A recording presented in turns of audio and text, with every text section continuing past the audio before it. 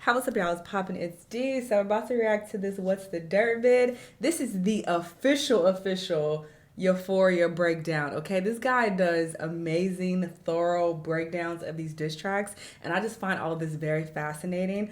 And this Euphoria song is by far my favorite in this beef, this Drake versus Kendrick beef.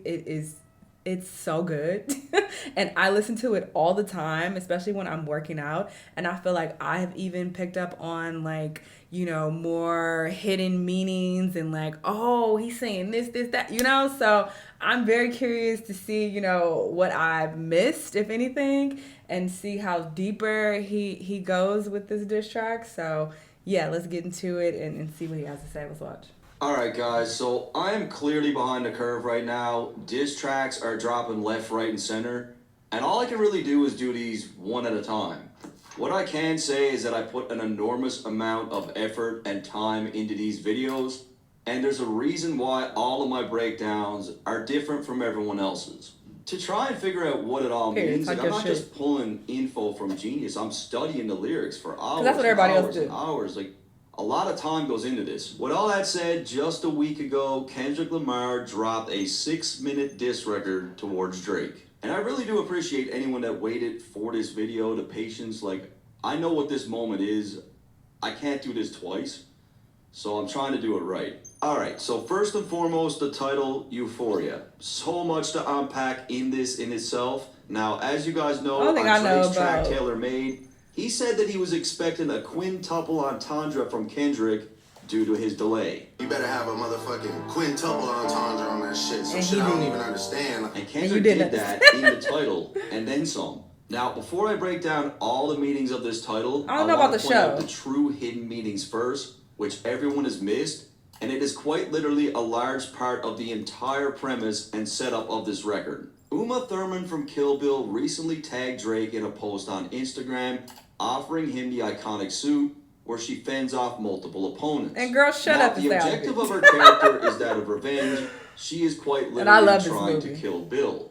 However, there is a scene in the series where Bill claims that she is a liar who is not just incapable of telling the truth about him, but telling the truth to herself. Because when it comes to the subject of me, I believe you are truly and utterly incapable of telling the truth, especially to me.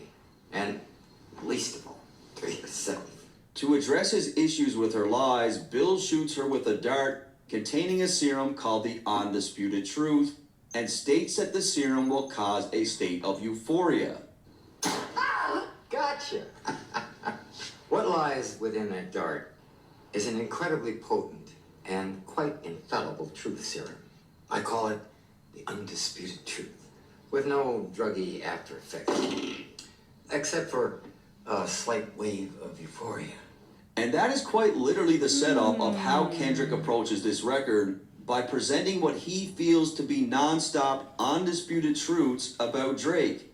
It is in this track and the upcoming tracks where you will see Kendrick paints Drake as a liar, as an actor, as someone that lies to himself, and just like Bill in this movie, Kendrick does not believe a word that Drake says. However, in the very first line of this track, Kendrick makes reference to superpowers getting neutralized, which is the exact same thing that Bill talks about in the same scene of this movie. There's the superhero and there's the alter ego. Batman is actually Bruce Wayne. Spider-Man is actually Peter Parker. When that character wakes up in the morning, he's Peter Parker. He has to put on a costume to become Spider-Man. Wow. That characteristic. Superman. Yeah, I was like, oh, he just talking about that song he got with DJ. Superman. Superman was born Superman. When Superman wakes up in the morning, he's Superman. His outfit with the big red S. That's the blanket he was wrapped in as a baby when the Kents found him. Those are his clothes. Bill describes the alter ego of superheroes who require a costume to become that character. This is exactly what Kendrick does in most of this record, as he strategically picks Drake's character apart. Bill then goes on to point out that Superman is always Superman. When he wakes up in the morning, he does not have a character, he was born Superman. Now, as we move further into this track, and as Kendrick alludes to Drake being a fraud, Kendrick is saying that when it comes to hip-hop, He is Superman. He was born this person in the culture that Drake impersonates with no need for a costume. So when Kendrick refers to superpowers becoming neutralized, he is essentially saying that in this track and in this war, he is removing the costume from Drake to expose his true identity. And speaking of beef, let me tell you about today's sponsor,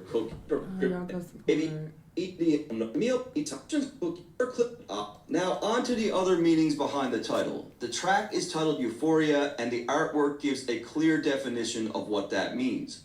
Secondly, the artwork then also provides an example of the word euphoria being used in an actual sentence where it states, they had almost a week to recover from the euphoria of Tuesday's series-winning victory, and Kendrick dropped the track on a Tuesday, alluding to how this record is giving him a win, also a reference to his upcoming tracks as well. Furthermore, Drake executive produced the hit show Euphoria, a show depicting the lives of teenagers who find themselves in very adult-like situations. I really love Nate.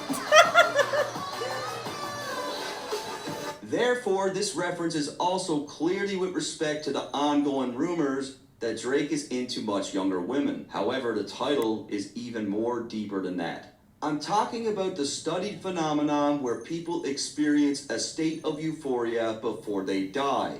Damn. This is by far the most strategic use of the title, as this is exactly what happened to Drake. Euphoria is in every sense of the word a bait track. Look at how confident Drake was. Like, Kendrick fucking knew. He had all those records recorded.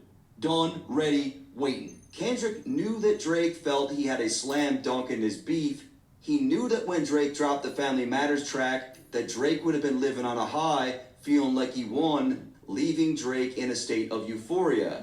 However, just like when people experience euphoria moments before they die, this is exactly what Kendrick did to Drake, strategically releasing a showstopper record just moments after Drake dropped. And look, you don't have to believe me, but I had this as a prediction in this script before any of those records even came out. I truly made the connection that Drake would experience a great deal of euphoria from that release, only to have it taken away by Kendrick. And it sucks that I couldn't get the video out in time, but seeing it all come true really just lets me know that all the time and effort that I put into this shit really does hold some weight. So this was literally all part of his plan. The long wait, the being quiet, like making Drake believe that he had the upper hand. Strategy, chess. Fucking phenomenal. With the title out of the way, I've seen some theories bouncing around that are trying to support the claims of Drake being involved with younger women through the use of the date that the record dropped, April 30th, also known as National Children's Day. It's a holiday in Mexico, it's not an American holiday. I don't see the significance. Then we got the theory of Kendrick holding back the record to drop it on the date that the funny mustache man was killed. And given the fact that Drake is of that faith, people seem to think that something is also here. It doesn't make any sense. He looks like Adonis the funny out mustache there. man, when he died, that was like one of the best things to ever happen for that religion. Quite literally the ending of suffering. Like, it just doesn't make sense. Outside of the date, the time that the record dropped was 8:24 p.m., which is an ode to Kobe Bryant, who wore the numbers 8 and 24. Euphoria is glorified and made his. That one does make sense. So we looked at the title, we looked at the date, the time, now let's look at the beat selection. Structurally, the track is broken up into 3 parts with 3 different beats, which is deliberate and very clever, as Kendrick plays off one of his hardest lines from Like That. First place a shooter, I hope they came with 3 switches. I crash out. I hope they come with 3 switches, and then he comes with 3 switches. Like, that's tough. The first beat is important for me to mention, as Kendrick samples a track from Teddy Pendergrass called You're My Latest, My Greatest Inspiration. More beautiful than the Mona Lisa. I don't know this one. Now, I've seen some outrageous rumors being spread that Teddy Pendergrass had previous allegations of messing with kids. Oh my God. That are not only completely unsubstantiated, but documented absolutely nowhere. While my primary focus is breaking down this record, in doing this, I feel obligated to point out things that are just blatantly untrue. Yeah, people really make And look, shit I up. know Teddy had his fair share of scandals, but to just be pulling this information out of your ass and throwing it up online, especially when it comes to claims like this, like, you should probably stop doing that. However, interestingly People are enough, terrible. Teddy covered a song by Drake's uncle Larry Graham, who is a Hall of Fame inducted musician. Now, you really? can best Hall of believe that Fame. this is not a coincidence and there's a deeper meaning behind the use of this sample. I'm just unclear of what that could be. Outside of that, Teddy Pendergrass did get in a car accident which left him paralyzed in a wheelchair, just like the character that Drake played on Degrassi. And Drake's uncle has an accolade that is better than any award or plaque, any of that shit. Like, he's known for inventing the slap technique of the bass. Like, that is crazy, bro. Kendrick starts out the track with a small intro that has an excerpt played in reverse from the 1978 film The Wiz.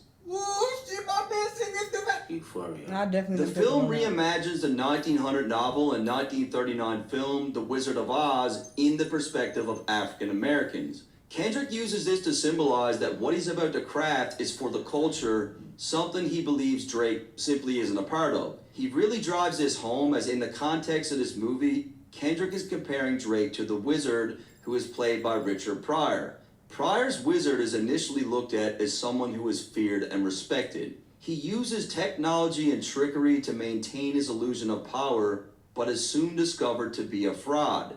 This goes back to Kendrick and removing the costume from Drake's character. The Wizard is exposed when the blanket is pulled back, revealing that he's not powerful at all, and manipulated people into believing that he was. Sorry. I'm sorry. Everything you say about me is true. I'm a phony. I got no powers. I got no right to be pretending to be the Wiz. Much like the Wizard, Kendrick looks at Drake as someone who uses industry connections, fame, collaborations, fashion, hairstyle, and even technology like social media to fool people into believing that he is a person of the culture. Everything you say about me is true. When brought back to its Fraud. original form, the line is extremely important to the overall theme of this record. Everything they say about me is true, the key word being they. As you'll see later in this record, Kendrick does not present much new information with respect to Drake, mostly reciting pre-existing things that people have already said within the culture, aka things that they said. By not exposing anything new, many people took this as a weakness, but this is quite literally Kendrick's entire strategy with this I always record. thought that was a stupid comment. Basically, He didn't Kendrick is reveal demonstrating nothing. that He ain't Drake had no has been teeth. exposed so many times that he doesn't even need to reveal anything new, as he packages all the That's the way he already laid it out. existing info and presents it as being more than enough to remove Drake's costume. So it's critical to point out that in the phrase, everything they say about me is true, the term they is representing the culture that is hip-hop. So all that right there is the framework and entire setup of the theme of this record. Literally. Another obvious meaning behind Kendrick's choice of quoting The Wiz is the fact that it is an African-American cult classic, which is likely what Kendrick watched as a child. Whereas someone like Drake, growing up with a white mother, probably only watched the original. Not he probably only watched the original, but that's a wild claim. You don't know if this nigga seen The Wiz or not. But I don't think Kendrick. Well, maybe, but this was before Kendrick's time. I know about it. I mean, I feel like every black person, well, most black people know about The Wiz. But I don't think I've ever even seen it in its entirety. Like, I've been to people's house while they've had it on, and of course my parents have watched it. They've mentioned it, but I never just sat down and watched it. Just this whole Wizard of Oz period, it just wasn't that interesting to me. So yeah, anyway, I didn't have a desire to just sit down and like really pay attention and watch it. But yeah, maybe this is like an American black thing. So maybe Drake doesn't know anything about it. Wizard of Oz, Yeah, maybe. which had no black actors whatsoever. Them superpowers get neutralized. I can only watch in silence. Kendrick starts out the diss claiming that Drake's superpowers have been neutralized while he watches in silence. 'Cause that's what Circling Diana back Ross, to the right? Kill Bill reference, I'm pretty as sure I've it's stated Diana Ross. already, superpowers being neutralized alludes to Drake's costume being removed, Is it on? exposing the fraud I'm beneath looking it. that up. The line about watching in silence Okay. perfectly ties into the quote from The Wiz, where Kendrick is essentially saying that he doesn't even need to speak. All he needs to do is sit back in silence, Yeah, that's not- as Drake's alter Yeah, ego 1978. unravels by itself through Kendrick wasn't everything even that born they, yet. the culture, says about him. DMX pointed out years ago that Drake was a fraud. Meek Mill exposed Drake for ghostwriters. Pusha T exposed Drake for being in blackface and hiding a child. Joe Budden alluded to underage women claims. Rick Ross painted Drake as a cultural outsider that had plastic surgery. Joe first brought that up? Tupac's estate disapproved of Drake's use of an AI Tupac, and over the years, the culture in itself has added even more into the mix. When it comes to Drake and the culture that is hip-hop, the people within it have already neutralized Drake's superpowers on their own. You'll also notice that everything I just mentioned are all things that Kendrick makes reference to on this track. The famous actor we once knew is looking paranoid, now spiraling. So right off rip, in the second line, Kendrick begins to chip away at Drake's hip-hop persona. This line is not just directed at Drake for being an actor on Degrassi, but as an actor within the culture that is hip-hop. You're moving just like a degenerate. Every antic is feeling distasteful. This line acts as a double entendre where one, Kendrick refers to Drake as a degenerate, likely due to his internet antics and the way that he moves in general. He seemingly supports this further by labeling Drake's AI diss as a distasteful cheap gimmick, and secondly, he's watching Drake's career degenerate, meaning to downgrade in terms of quality and how it's being perceived. Why calculate? You're not as calculated. I can even predict your angles. So first and foremost, Kendrick uses a play on words in a mathematics setting, referencing calculations and angles. Furthermore, he paints Drake as someone who is not as calculated as he might believe, claiming that he can predict his every move, which is exactly what he did. He predicted what Drake was going to do on the Family Matters record. Fabricating stories on the family front, cause you heard Mr. Morale. In the first line, Kendrick alludes to Drake seemingly suggesting on push-ups that Kendrick's wife might have been unfaithful. Kendrick addressed his infidelity on his previous project, and he is insinuating that Drake is pulling these claims out of his ass based on that info. A pathetic master manipulator, I can smell the tails on you now. Kendrick is basically claiming that Drake is twisting the truth to fit a narrative that the masses will likely run with, and that he can already smell the bullshit coming. You're not a rap artist, you're a scam artist with the hopes of being accepted. Following the theme of the record, Kendrick continues to drive home that Drake is simply not the person who he appears to be, by claiming that Drake is desperate to be accepted and that he fabricated a persona to make that happen. Drake claims he wasn't cool in high school. You know, it was, I just always felt like an outsider. I went... Tommy Hilfiger stood out, but FUBU never had been your collection. Kendrick claims that Drake is far more Tommy Hilfiger, a brand that is far more common in a white man's wardrobe.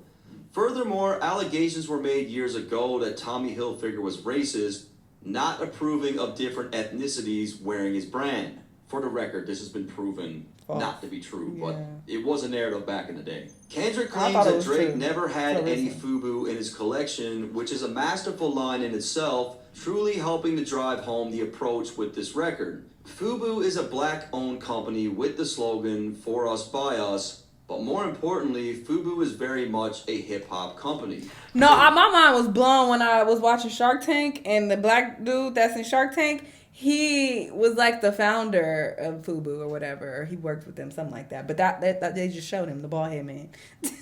So when he said that on Shark Tank, I was like, oh shit. The clothes got mass appeal. They the best that ever This did. man was so fine, Jesus. What Kendrick is really trying to drive home here is that just like FUBU, hip-hop is a culture that is for the people, by the people, and that is something that Drake has no ties to, that bald as he's head an man, outsider. Kendrick could also be referring to a fairly recent picture of Drake wearing FUBU, and I couldn't find any other pictures in existence where he's doing that. Now again, to be fair, which I am, Drake posted a drawing that he did from when he was a kid. It was like a cat or something, and it was wearing a FUBU hat. No, Adonis This look like that cat from For All the Dogs. Fuck out of here, Drake. Don't try to make some, I found this. Why is it so straight? And this is an old cat. This nigga is so fake. Look at this paper, bro. This looks like a fresh piece of paper. If this was from a long time ago, wouldn't it be kind of wrinkled and like crumpled up? Like, come on. Let's use our common sense. This shit looks so fresh, like brand new paper. I can't stand him. He is such a liar. So he obviously knew about the brand from Is nobody noticing that? Oh, he knew, but see, this is proof. Is this proof? Is this proof? What sense does this make? Why is it so fresh? from a young age. I make music. Oh my God, ain't no way y'all believe that. Music that pacify. Kendrick points I don't know out that about his that. music electrifies people. What he means by this is his music requires people to think, as the brain generates electrical activity when it processes thoughts. And you This electrify the disc record in people. itself is proof of just how layered his music can get. Kendrick creates music about real-world issues in a very poetic way that involves a great deal of comprehension. In the case of Drake, he claims that he makes music that pacifies them. Now, when we look at the definition of pacify, it is to cause someone who is angry or upset to be calm and satisfied. This is very important because Kendrick makes music to unite and empower his people. As we've seen in the past, protesters literally use his lyrics to make a statement.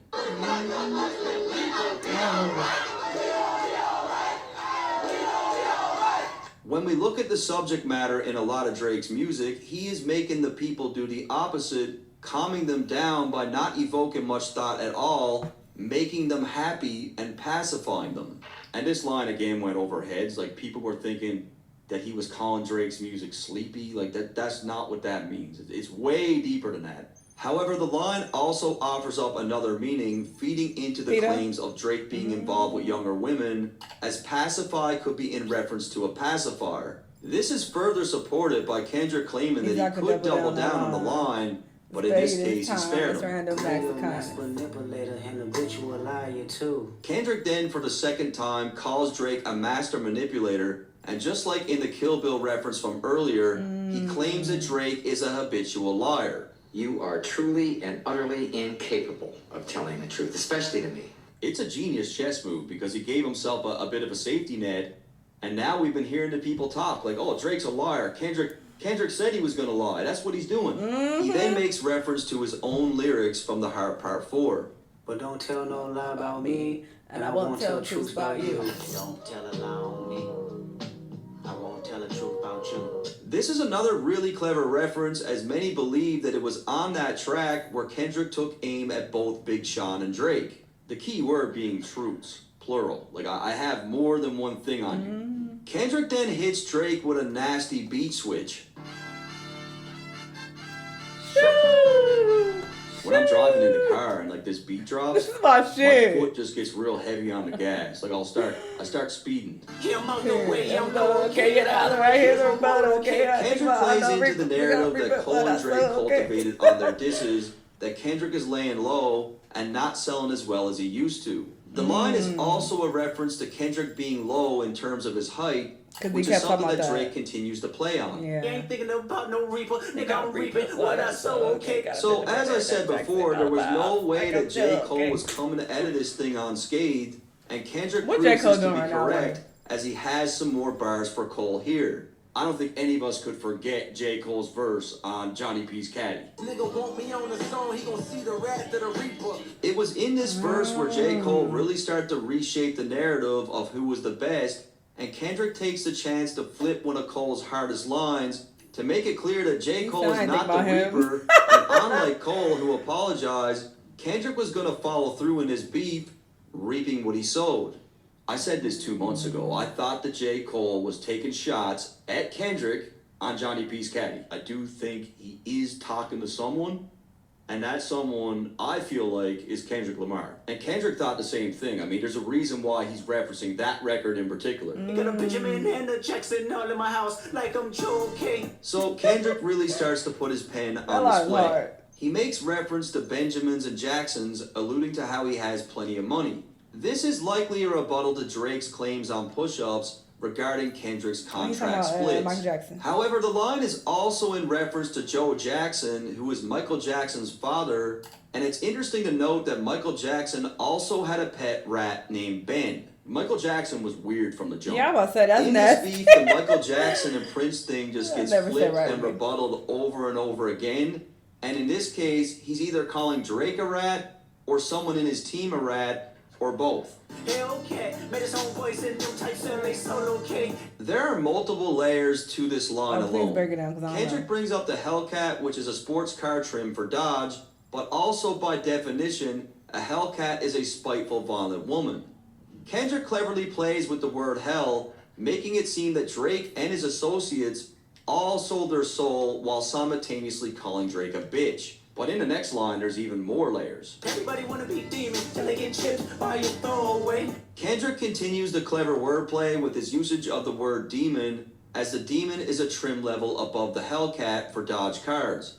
The use of the word chipped refers to the demon being chipped out so that it has specific programming tailored to its performance. Oh. Kendrick also uses the word demon as a play on Future's middle name, Demon, Yeah, I saw that in and a references video. one of Future's tracks, Throwaway. Gone for that nigga, get it over with. Gone for that nigga, get it over with. Go and pet that puppy, get it over with. I always change the lyrics and sing that song to my dog. And being chipped by a throwaway is also a reference to being taken out by a gun, as when you commit a crime with a pistol, you throw away the piece to eliminate any evidence. Furthermore, being chipped by a throwaway is It's also like in that. reference to Kendrick's track I knew Like it! That, which is what sparked this entire thing. And what's even more nuts is that the I said this in a video, but I looked at the comments and a couple people was like, nah, I ain't waiting a minute, shut up. But I said that, I was like, oh, he's probably referring to Like That being like a throwaway track. Like, oh, you got so pressed over this throwaway. Because he like, oh, that was nothing, you know? And not saying that it was like not a good song or just a throwaway song per se, but he's perceiving it that way as far as like, what? You got all of your feelings over that? Like, nigga, I could do so much worse. Like, fuck out of here. You know, so that's how I took it. So thank you, my brother. We on the same page because I said this. Like That trying track to was discredit Future's my record, intellect. the guy that he already referenced within the line. Kendrick is essentially saying that the verse that shook the world was a throwaway verse, it was effortless, and it was Yes. nothing for him to do. There we go. It was effortless. But yes, it was nothing. Like, this shit is nothing. Like, what? You mad at that? However, while on the topic of Future and throwaways, a throwaway is also a woman that you just hit and toss to the side. And as we all know, Future accused Drake of pillow talking, so it's very possible that the woman that Drake trusted to share secrets with was one of Future's throwaways, so therefore he got chipped by a throwaway. But the line is even crazier than that. I need you guys to remember Drake's recent track with J. Cole called Evil Ways, as it was on that track where Cole had subliminals for Kendrick.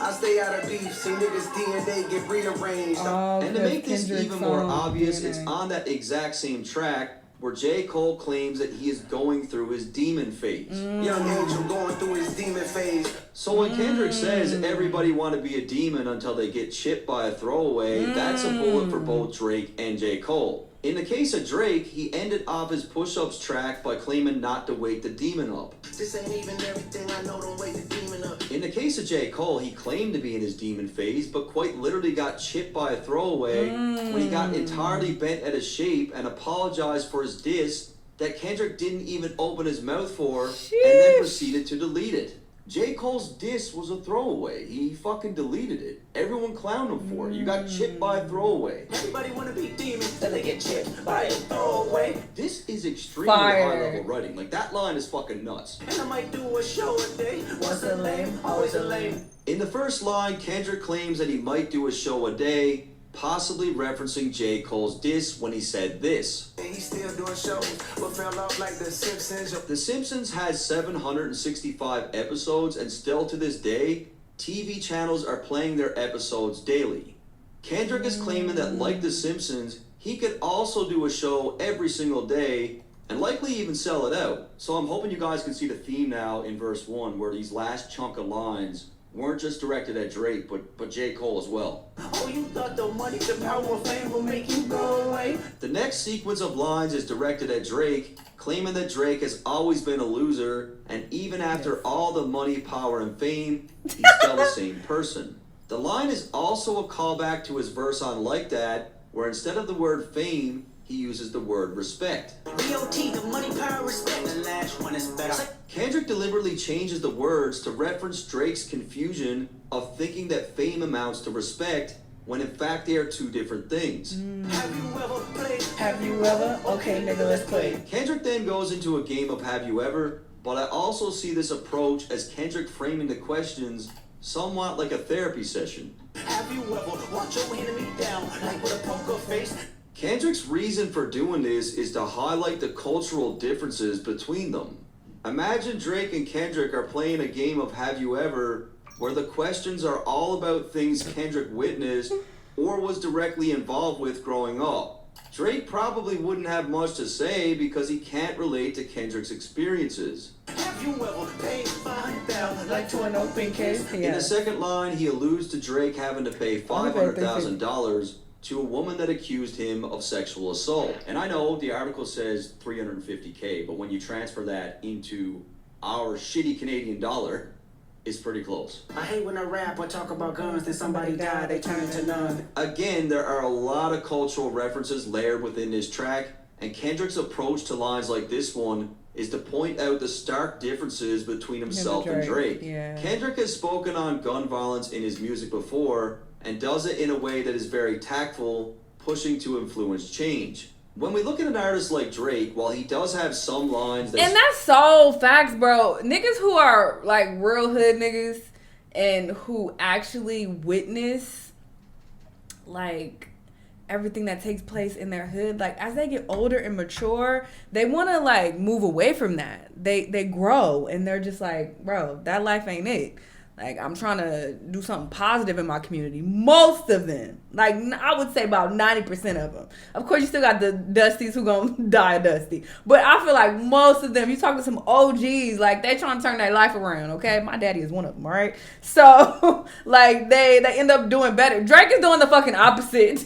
That's how you know this shit fake. It's like, nigga, you pushing 40 and you, oh, gang, gang, gang. It's like, no. And you could talk about these other rappers, too, like Future or whatever, and them who talk about guns and shit. I feel they just talk about it in their music. Like, I don't feel like it's real. I feel like Drake really like thinks this shit is cool. Like, yes, guys, let's go do crime. So it's like it's just fake. Anyway, speak on gun violence in a way that could be helpful. He has far more gun-related bars that do the opposite.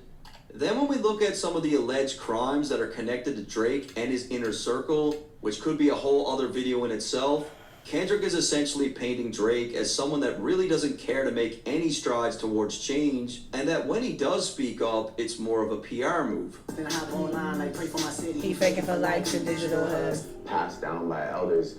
People don't even know about them. People don't even know the logistics of the beef or... Everybody got a stick, we don't run fade. And look, guys, like there is a theory out there that's claiming these lines are directed at Jay Prince and the death of Takeoff, and that's pretty heavy shit.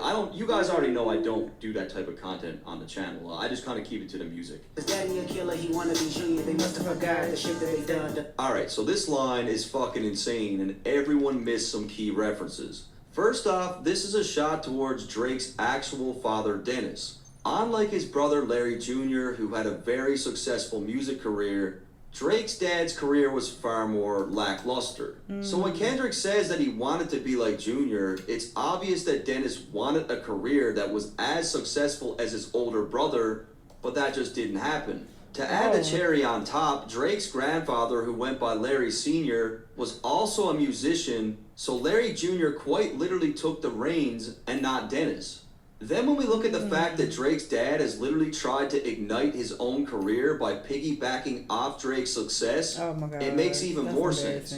Even on his official website, the promotions are not even tagged as Dennis Graham, but as Drake's dad. You gotta hit the like button for that one, come on. The next reference was also missed by pretty much everyone, and given the fact that I watched The Sopranos in full at least 10 times, I caught this one right away. Now you're gonna listen to me, Christopher.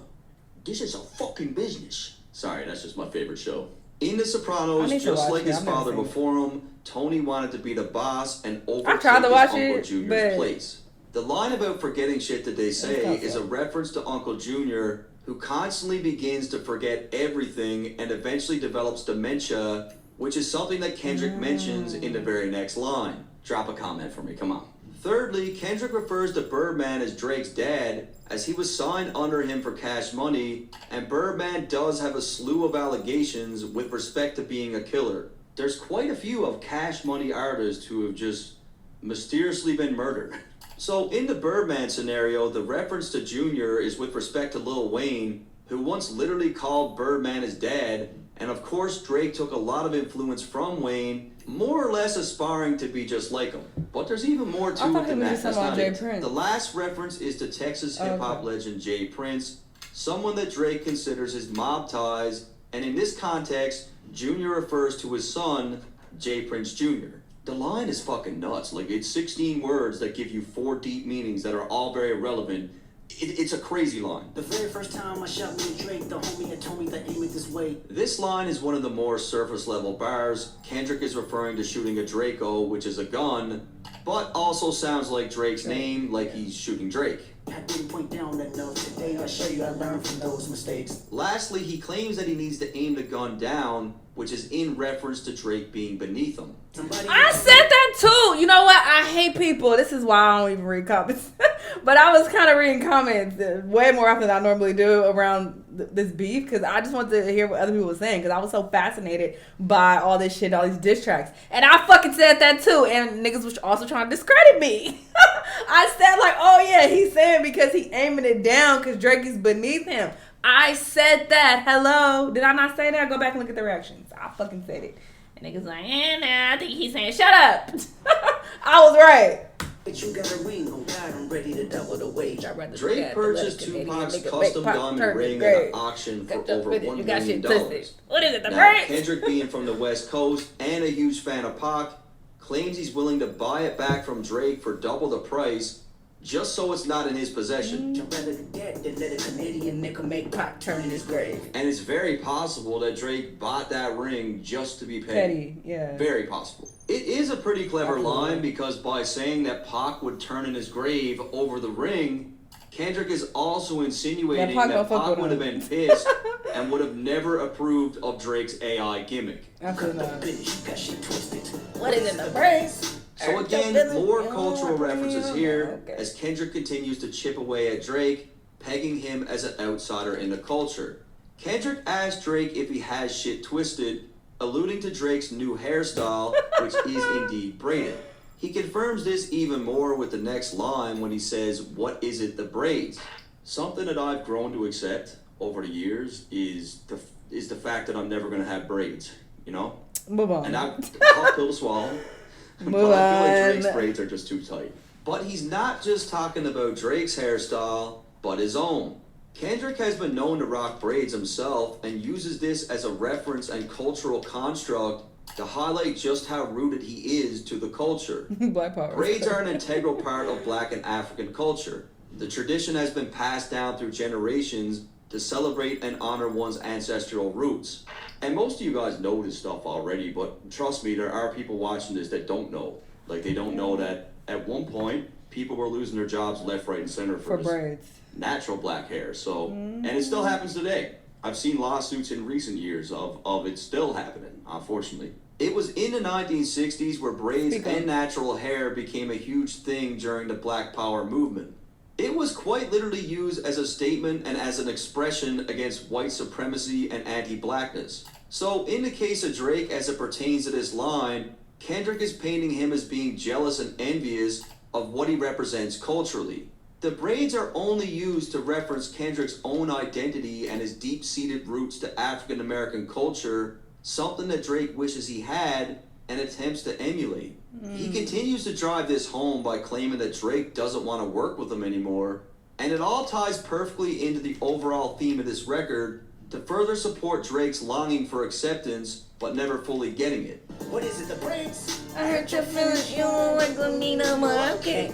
Everyone that I seen cover this, like, this went over their heads. They were claiming that this line was about Drake's braids only, but it's a far deeper cultural reference than that. Like, he's referring to himself in the context of African American culture and what that represents. And again, he's removing the mask from Drake. Like, the braids for Drake is part of the costume. Lastly, the line is most definitely in reference to Kendrick's Control verse, where Drake claimed that he didn't want to work with Kendrick after the diss dropped. Does it make you, like, not want to collab with him? Yeah, I'm good right now, you know what I'm saying? I'm just about this album and me, and, you know, I don't know necessarily if I feel like... Crybaby ass. Like, I'm not like, man, send me some, let's work. Like, nah, not really. You know what I'm saying? Like, there's 3 ghosts left, and I see 2 of them kissing and hugging on stage. Again, J. Cole catches some bullets along. Oh my God, and then the other... I hate everybody. I remember that line and people saying, he talking about Beyonce and Jay-Z. Oh, people are so stupid. That made me so mad. Wait, did Patrick say that? Patrick CC? I don't know. Kendrick makes People reference was to the agreeing Big with Three it. I'm first-person shooter and Drake and J. Cole's tour that they did, where they literally hugged on stage. And kissed. And he's also talking about how they act On the when they lips. bring each other on stage, like as a guest, where J. Cole will be like, Drizzy Drake is in the building. Yeah. Way better than me. This guy's way better than me. Yeah, and then Drake will be that's like, I got the GOAT in the building. J. Cole, his pen, I can't fuck with. Way better than me. And like Kendrick's just like, what the fuck? Like, I'm not on that type of time. I don't know what these guys are doing.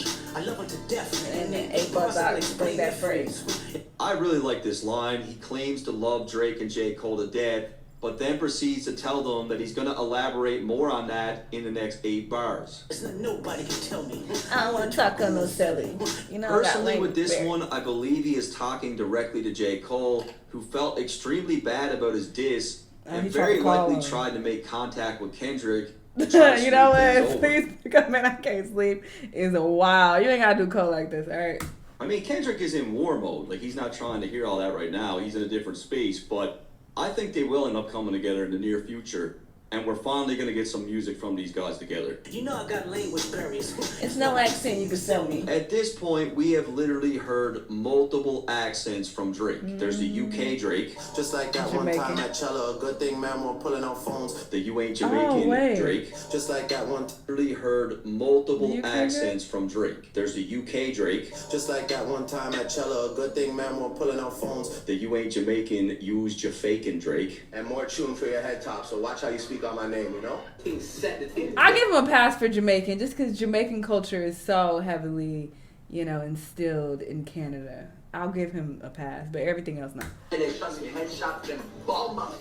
there's But the I kind of Toronto- even want to give him the Jamaican pass because he only started doing that recently. It's like if it's so, you know, instilled in Canada, wouldn't he have been doing this a long time ago? Like, you know, towards the beginning of his career, he wasn't doing that shit.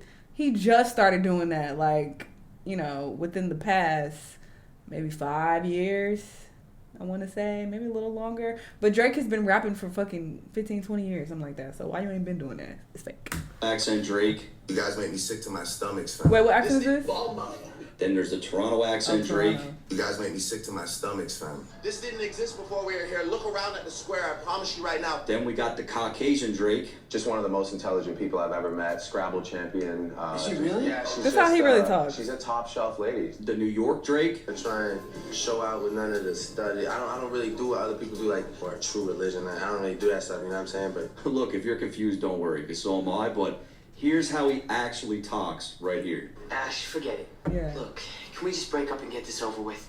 And people are going to say that I'm hating on Drake. I'm not hating on Drake. I'm a Because that's how massive they fan got of it. Drake. But you can't deny that these things exist. Like, this is what Kendrick's talking about, is it not? Right. It was Joe Budden that actually said the exact same thing in one of his disses towards Drake.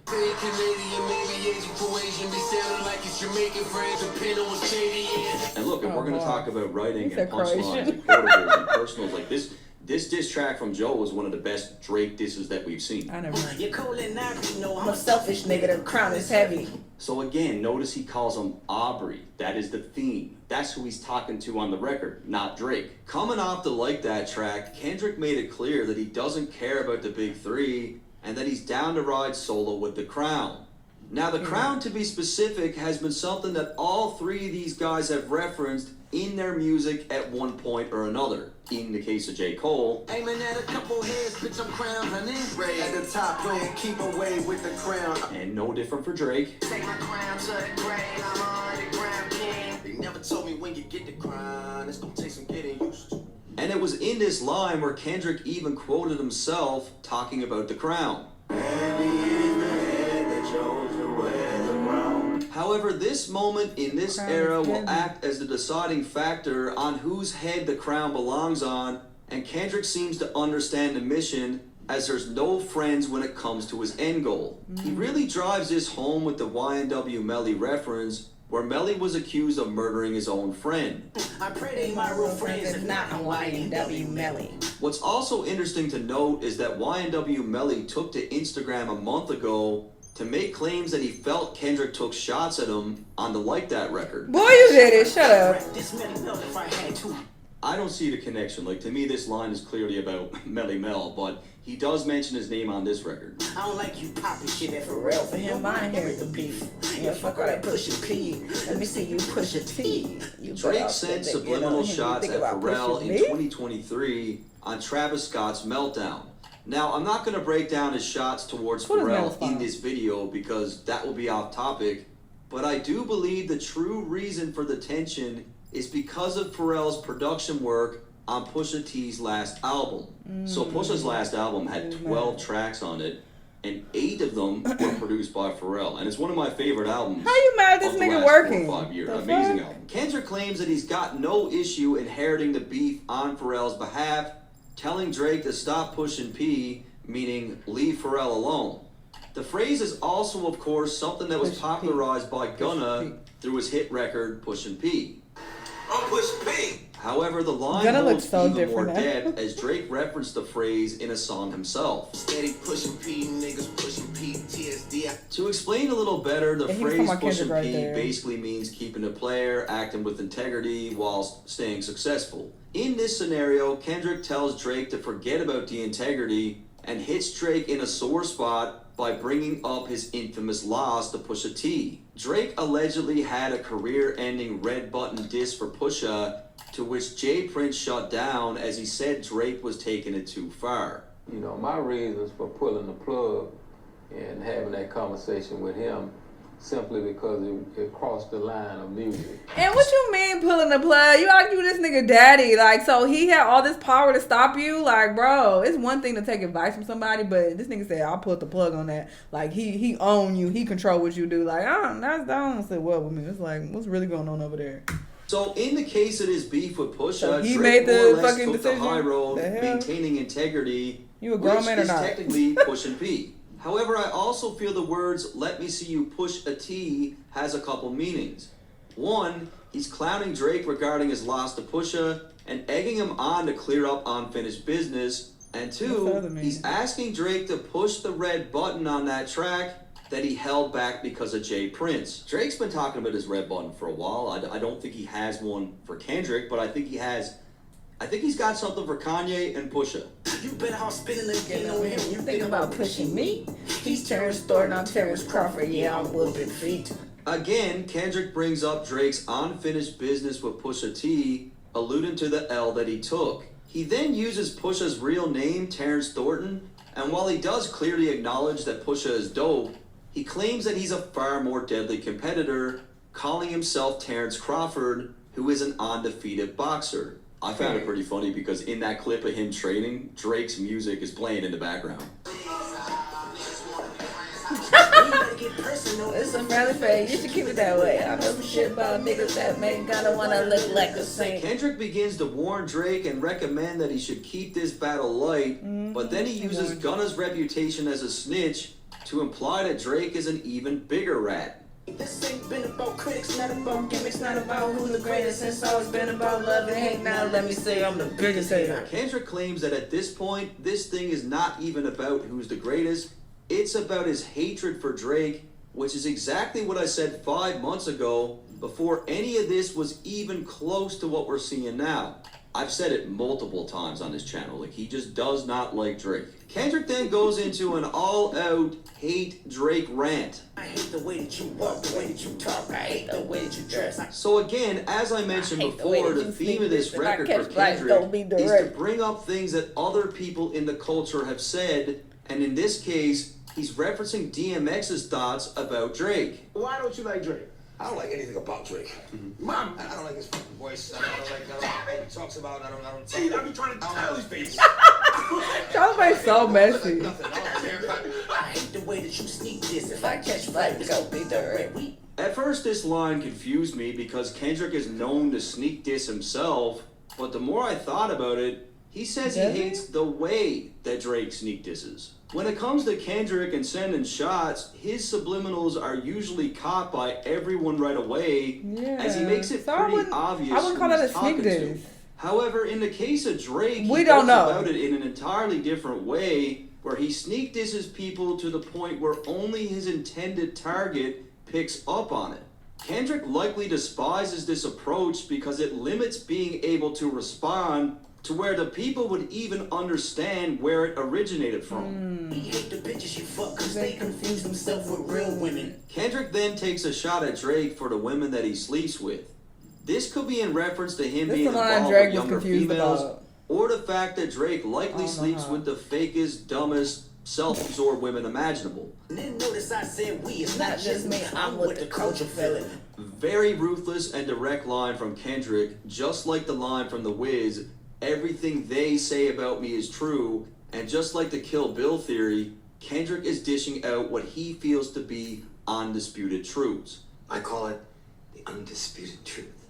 Now, when he says, I'm with the culture feeling, it has two meanings where one, the culture agrees with what he's saying on this record, and two, the culture is literally feeling Kendrick as they have embraced him as the face to carry the genre. How many more fairy tale stories about your life till we had enough? How many more black features till you finally feel that you're black enough? Kendrick starts to lay it on heavy and begins to deconstruct Drake's character. He references fairy tales about his life, which is most definitely regarding the subject matter of Drake's music over the years, where he tends to personify a tough guy act.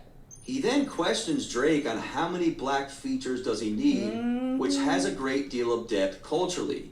If we look at black art throughout history, the white man has been guilty of profiting, stealing, and claiming things as their own.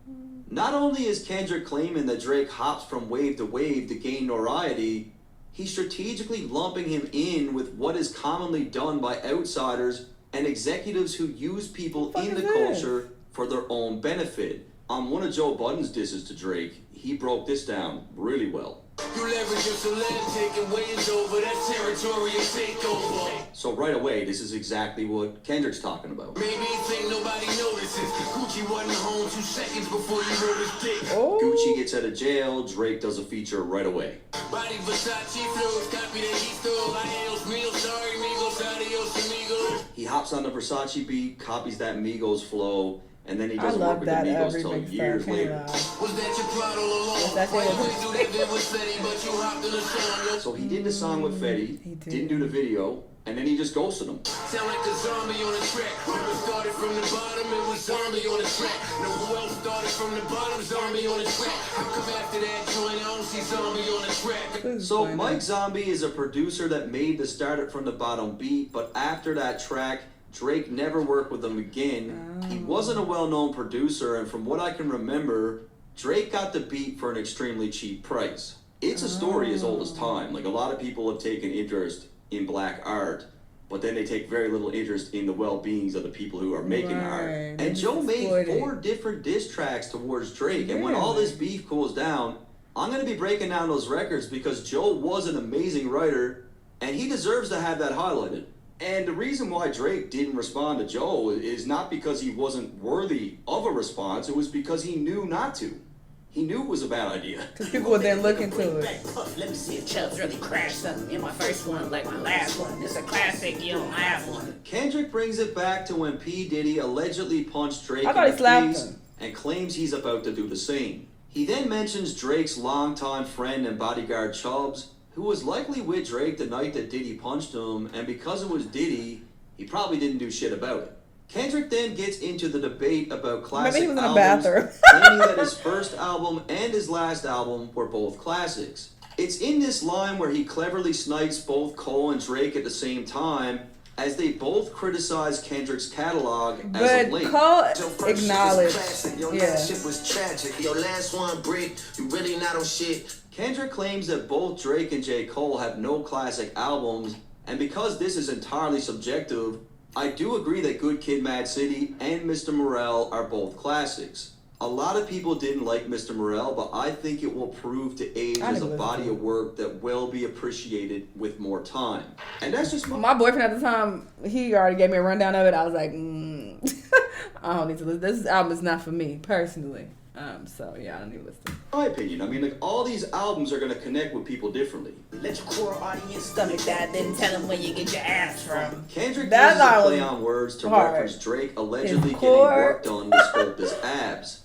Kendrick uses this wordplay to symbolize that Drake's core audience is not that of actual hip-hop fans, and of course, just like his stomach, he's a fake person with fake music. And I know people are saying, like, what's the big deal? He got work done. I agree. I don't think it's a big deal, but in the context of hip-hop, it's just not something we've ever seen done before or be exposed. Like, it's not a hip-hop type of thing to do. Yeah. 12 is a fast one. Fast one. Coming off the last line, Kendrick references a plastic surgery machine called the V12, and of course it's obviously a reference to an engine found in sports cars. Headshot for the year. You better walk around like Daft Punk. Just think about it, not like us. #1 on the charts right now, not going anywhere. Headshot for a fucking year. That record was already done at this point, waiting and ready. Kendrick tells Drake that he's coming with a headshot that will leave him so embarrassed that he will be ashamed to be seen in public. He does this by making a reference to Daft Punk as they wear a masked helmet which completely conceals their identity. It's also important to note that Drake sampled Daft Punk he on one of his recent hits. did. And I love this song. On to verse 2. Remember? Kendrick starts off by he did reciting say Drake's remember. track Worst Behavior, where the premise of that entire song is Drake highlighting how he was never embraced, how people counted him out, and he's basically reminding those people of who And he is was talking today. shit about Kendrick on that. The record is basically an in-your-face moment for No, Drake. that Like, was remember another me? song. Remember how you treated me? Now look at me. It's a very clever callback from Kendrick as it highlights what he's been saying on this track. Drake was looked at as an outsider, but when artists That was the realized language that where he he could talked be about used Kendrick, as my a bad. means of pushing their careers further, like getting a Drake feature, they started to embrace him.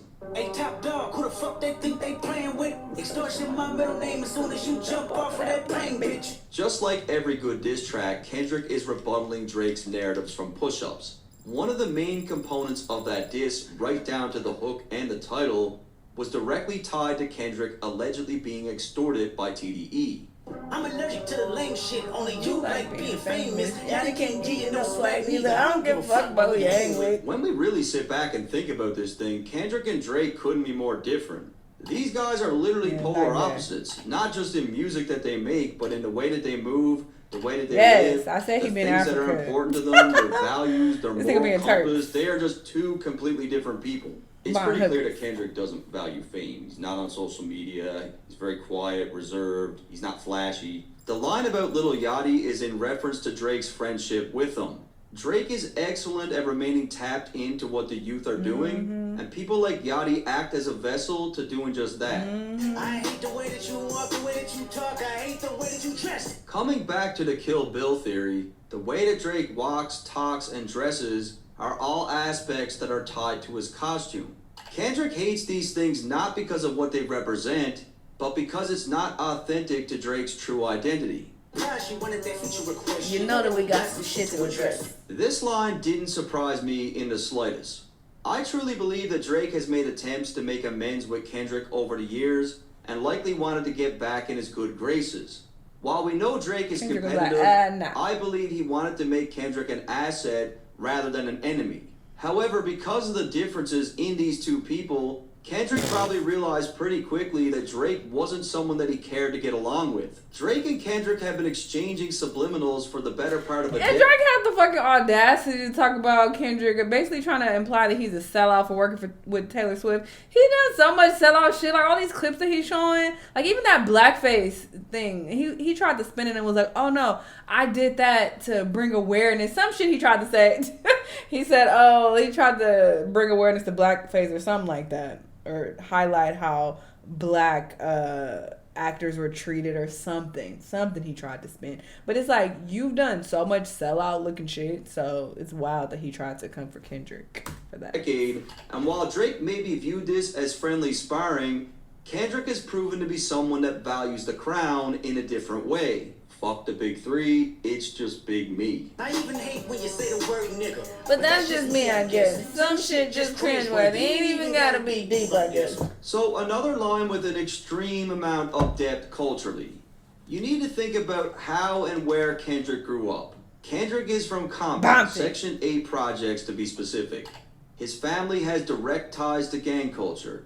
He was 5 years old when his city was tipped upside down during the Rodney King riots. When you think about the use of the N-word and the history of how it became a thing in African American culture, what he's saying makes even more sense.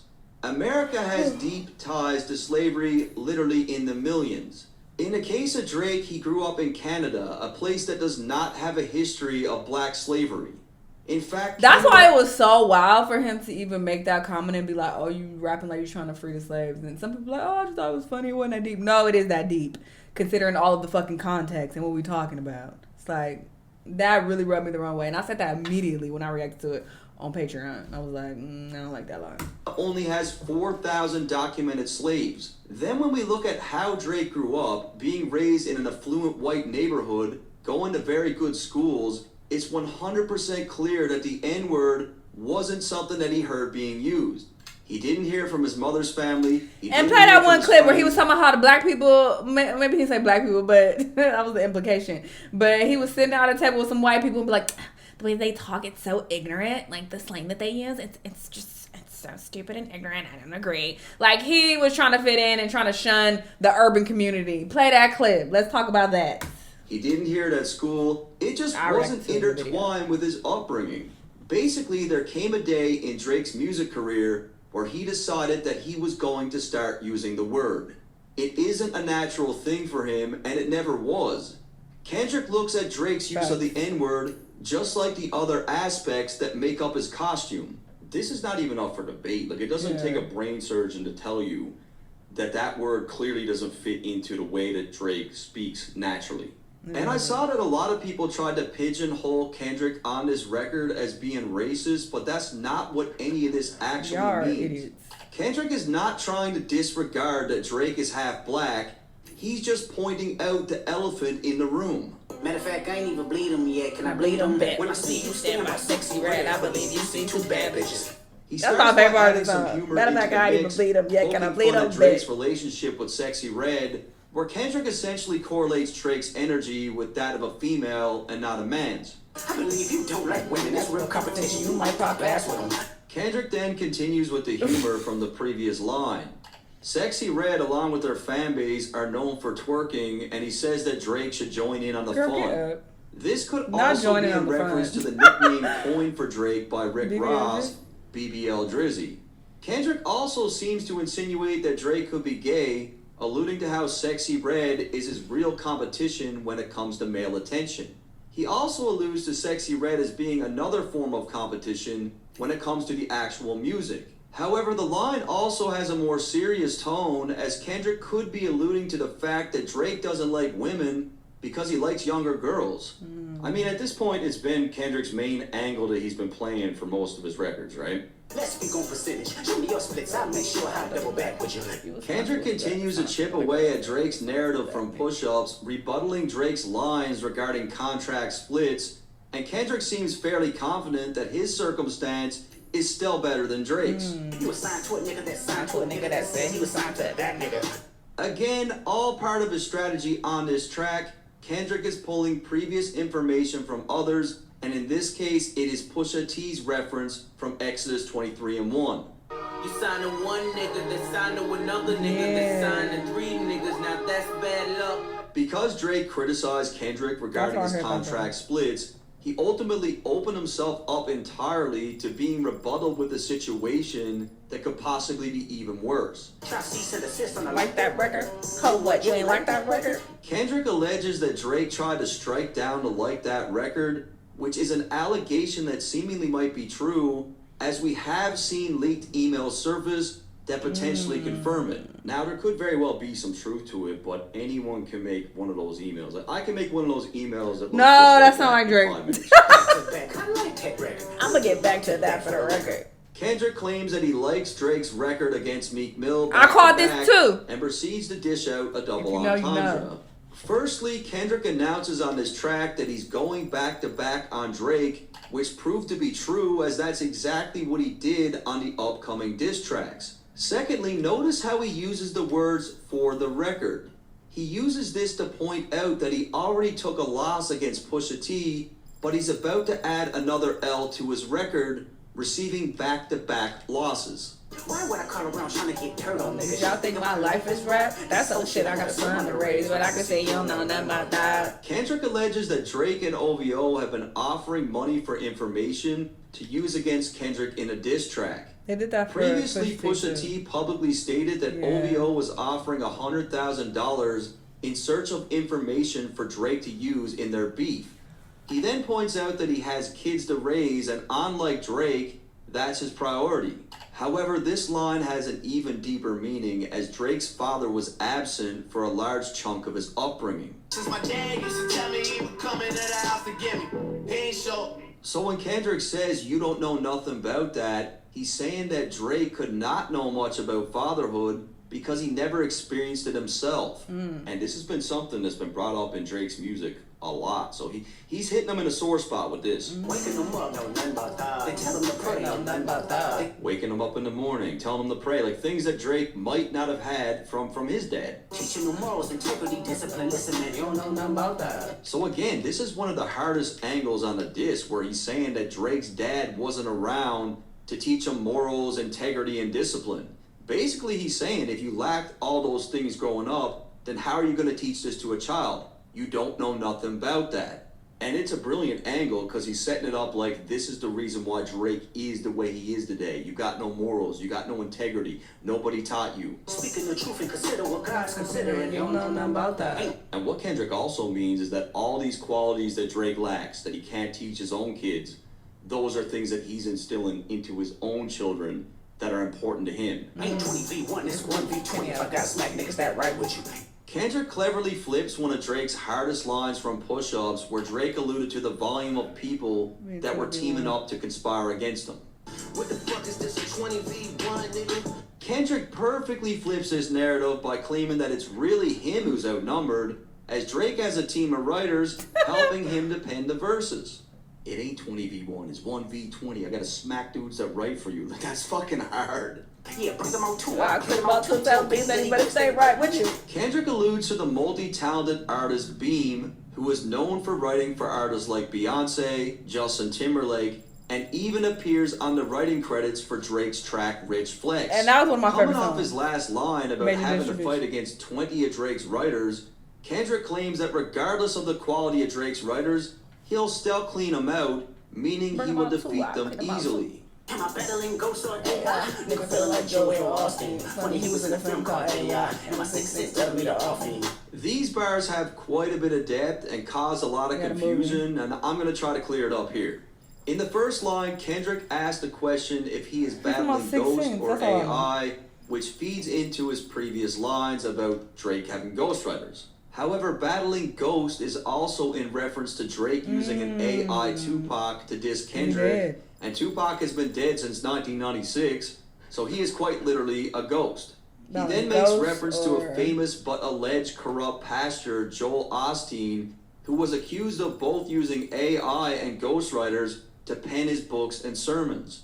It's also important to note that Joel Osteen is riddled with plastic surgery, which could be a reference to the work that Drake had done himself. Oh. However, it gets even deeper when you find out that Osteen's church was once caught in a child abuse scandal. One of Osteen's volunteers was accused of doing this, and due to the narrative that Kendrick has levied against Drake's camp, this could also be another reference to just that. He then claims that Joel Layers. Osteen was in a movie called AI, which is actually incorrect, as it was a child star, Haley Joel Osment. It's unclear if this was intentional or a mistake, but I believe that Kendrick just simply used the name Joel to connect the two people. We then find out that the two Joels are even more connected, as Haley Joel Osment starred in the movies AI and The Sixth Sense. The line contains even more depth when we look at the fact that Haley Joel Osment's character could see and connect with Ghost in the movie The Sixth Sense. This ties perfectly into Drake's AI Tupac gimmick, because without being able to talk to Ghost, how could he really know if Tupac approved of what he was doing? That line is also crazy. Yeah, OVO niggas is dick riders. Tell them run to America, they imitate heritage. They can't imitate this body. So, following with the theme of Drake being an outsider, in this line, he's not just aiming at Drake, but at Toronto as a whole. Run to America, they imitate heritage, is Kendrick basically saying that the Period. people of Toronto attempt to imitate LA gang culture. As you'll A lot see of in the places do. upcoming It's embarrassing. lines, Kendrick is mocking Toronto gangs for being imitators of LA gangs and saying that they aren't a threat. And Drake showed a lot of disrespect to the West Coast with the AI shit, and now Kendrick's flipping that, dishing it back to him, hitting his city. Don't speak on the family, Cruddy. Anything deep in the family, Cruddy. Kendrick doesn't appreciate Drake speaking on his family, as he did just that on the Push-Ups track, where he made suggestions regarding Kendrick's wife, Whitney. He then uses the term Crody, which is another major cultural reference. Crody is a name flip on the term Brody, which is a slang term derived from African culture. Brody is simply short for the term Why bro did he show or that? brother, South- which are terms of African African vernacular flag. dating back to the early 20th century. However, in the last 4 or 5 years, the term Crody has began to surface in Toronto gang culture and eventually became more widespread amongst the people of Toronto itself. Even Drake started saying it. Cruddy, turn me up. So Kendrick is really trying to drive two things home here. One, Drake is again stealing from a culture that he has little to no connections with. And two, Drake is now using gang vernacular, something else he has no ties to. And Drake also has a cat that's named Crody, so he's pretty much calling Drake a pussy. I be a New Hall King eating fried rice with a dip sauce and a blammy, Cruddy. This line is extremely clever and has more depth than what people believe. New Ho King is a Chinese restaurant located in Toronto, and years ago Drake was robbed at this location for his watch. However, the line contains No, he way wasn't more robbed depth there. when we look at this in the context false. of the Kill Bill He's movie. robbed down the street. One of the most highly regarded fight scenes of all time is when Uma Thurman is in a Chinese restaurant wearing the iconic yellow suit and fighting off countless people. Oh, this scene is iconic. Coming back to the fact that she recently offered Drake this suit, and the fact that Kendrick flipped the 20v1 theory to claim that it's really him who has this battle, the line is even more crazy, as Kendrick is claiming that he will be in Drake City and that he's ready to take on everyone. Just think about it. Nah, they She fucking offers Drake the yellow suit for 20v1. He just flipped that line on him. Now he's in Drake City, in a Chinese food. Like, the reference makes that line even more fucking crazy, but everyone missed it. And that's why I take my time with this shit, because this is important. We don't wanna hear you say nigga no more. So again, as I explained before, people have taken this out of context in an attempt to make this about color, but this is not what Kendrick means. The entire premise of this record is quite literally painting Drake as a cultural outsider. In order to achieve this, Kendrick used the strategy of hitting Drake with undisputed truths. Kendrick's goal in this record was to showcase the elements that Drake incorporated into the costume that is his hip-hop persona. We saw references from people within the culture like Pusha T, Joe Budden, DMX, Rick Ross, and Meek Mill. Kendrick did this not because he didn't have any new information, but to drive home that the culture has already removed the mask from Drake on its own. This explains Kendrick's strategic use of the quote from The Wiz, "Everything they say about me is true." And let me remind you guys, I am not treating this thing like a fucking race. Like, I'm looking at the bigger picture of what all this means, knowing that in 10, 20 years, people are gonna wanna watch videos like this one, and I want that to be my video. Like, I'm a white dude I'm a guest in this culture, you know? Like, if I can attach my name to this in any way, that is more than any money I'll ever make or any plaque or anything. What's the dirt is so dope, bro. He said, I'm a guest. I want to attach myself to what y'all got going on because it's cool.